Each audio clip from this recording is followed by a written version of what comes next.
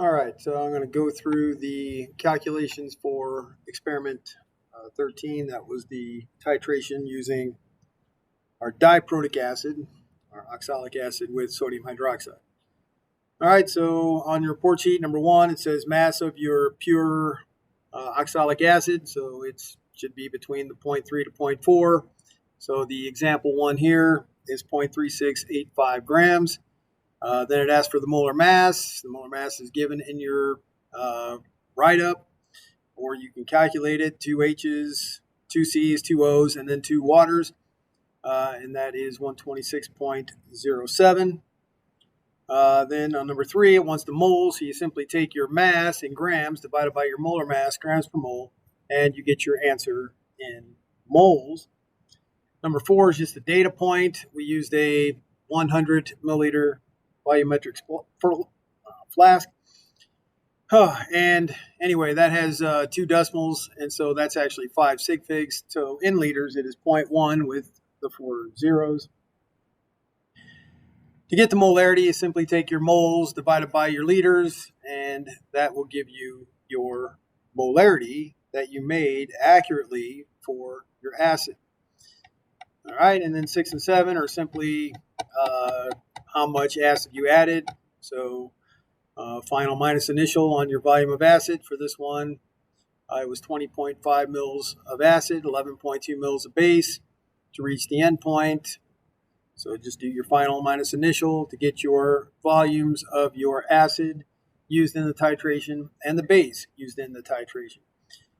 All right, so now we're going to calculate the molarity of the NaOH solution. But first, we have to write the balanced chemical reaction. All right, this is a diprotic acid. So H2C2O4 plus 2OH minus gives 2H2O and a C2O4 minus 2. And so for a titration, your acid is MV over C, and your base is also MV over C for your titration. Both of these are liquids when we did our titration. And so molarity volume and your coefficient divided by molarity volume and your coefficient. All right, so we just calculated the molarity of the acid. It is the 0.02923. You plug that in for your molarity of your acid. The volume of the acid, final minus initial, 20.05. Our coefficient of our acid is 1. We are calculating the molarity of the base, so that is what we are looking for. The volume of the base, 11.20. The coefficient of your base right here is a 2.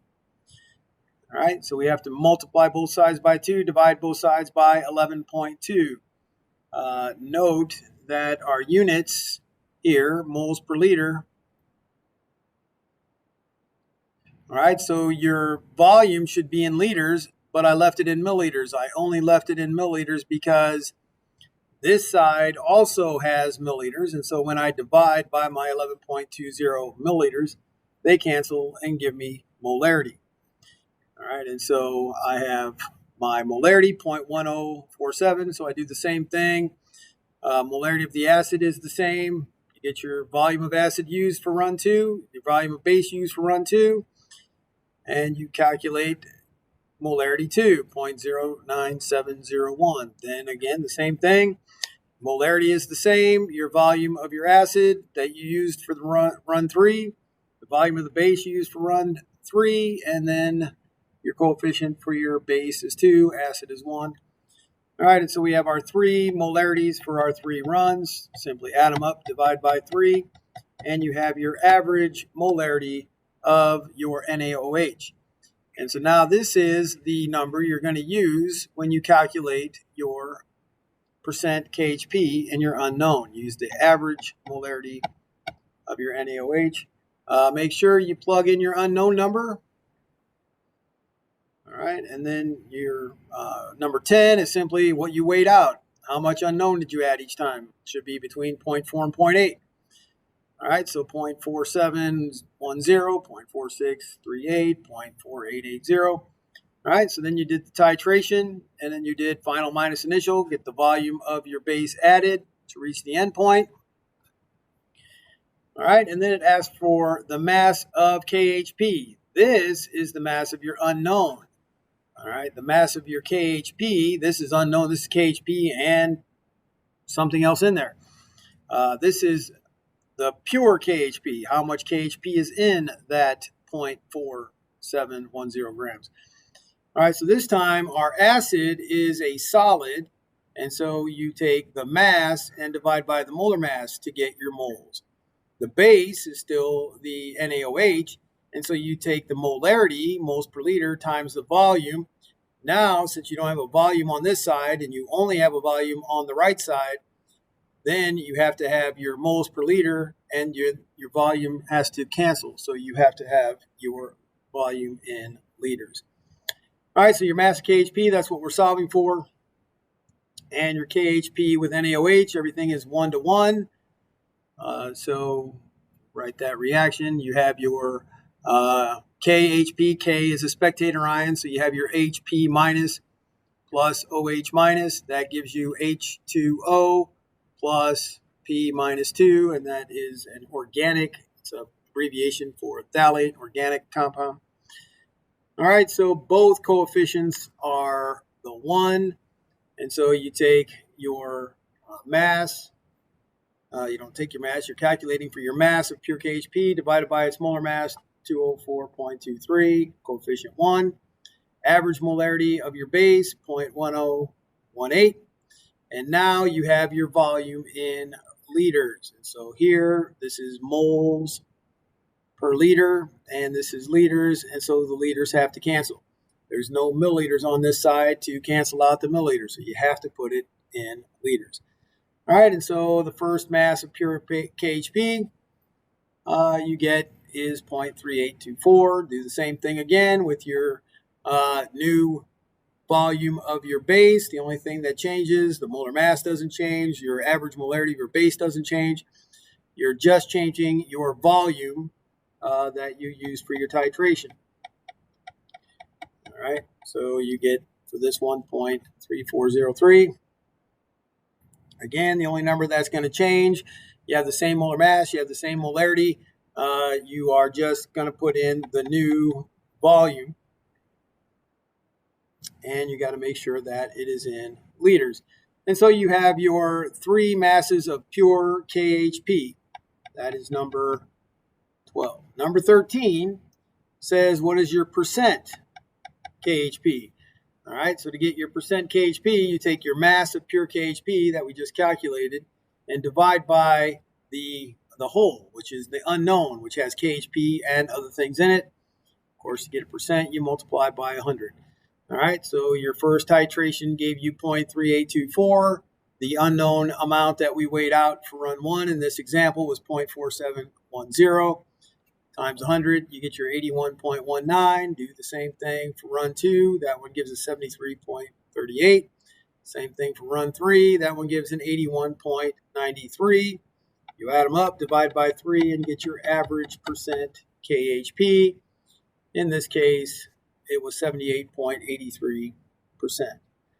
All right, now this one has some questions. The first question, what mass of your oxalic acid is needed to prepare 100 mils of 0.02 molar solution?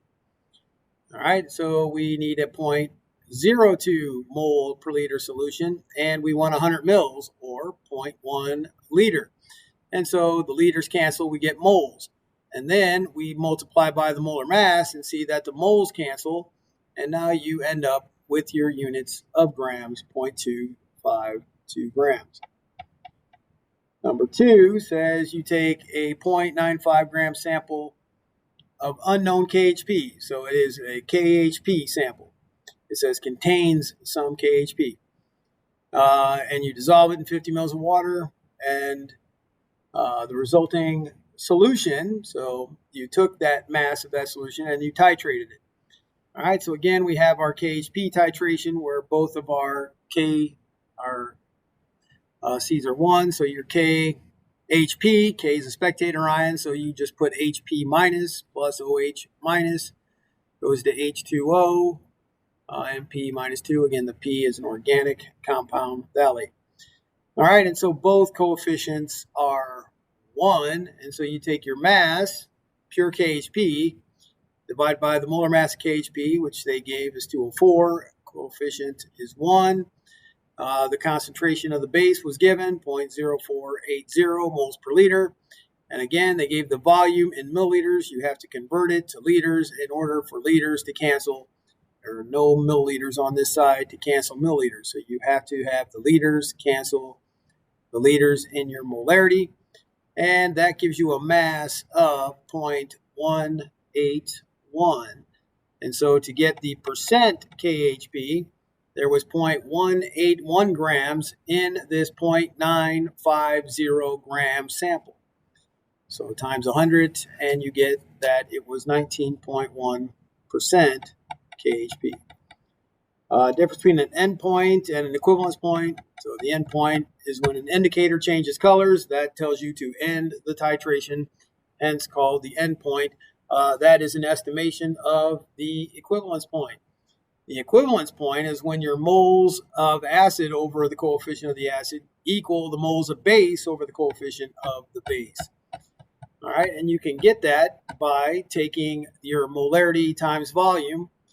Molarity, moles per liter, times volume in liters, that will give you moles. All right, so you always have to have moles of acid. But if it is a solid, then to get moles, we take the mass in grams and divide by the molar mass, grams per mole.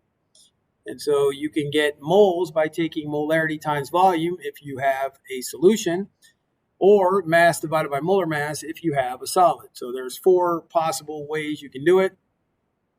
2 ways where the acid is a liquid, and 2 ways where the base is a liquid, right? So you have, well, I guess, both liquids, solid acid, liquid base, liquid acid, solid base, both solids, both the acid and base solids. So it can be done any of those ways, but they are all the same in the fact that they are moles of acid over the coefficient of the acid of the balanced chemical reaction equals the moles of base divided by the coefficient of the base in the balanced chemical reaction. So an endpoint is the mathematical number exactly when they are equal. The endpoint is a color change where you approximate the equivalence point. And number 4 is quite tricky. We got analyzing vinegar. All right, so we took 50 mils of vinegar, put it in a 250 volumetric flask, and diluted to the mark. So now we took our 50 mils, added water until we hit the 250 mil mark. Then we took out 30 mils of that 250 mil solution we made. And then we did a titration. All right, and so acetic acid, HC2H3O2, is in the vinegar. We want to find the percent of acetic acid in the vinegar. So acetic acid, monoprotic, all right, OH, only need 1 OH to take off the monoprotic hydrogen acid. All right, and so both of our coefficients are 1. All right, and so we are trying to find the mass percent. And so we need to find the mass of acetic acid. And so we take the mass and divide by the molar mass. If you add up the molar mass on the periodic table, you get 60.06 grams per mole. Again, coefficient's 1. Molarity is given 0.141 mole per liter. The volume was given in milliliters that had to be converted to liters so that the liters cancel. Again, we don't have milliliters on the other side to cancel it. All right, so when you solve for your mass, you get 0.274 grams of acetic acid in this 30 mil sample.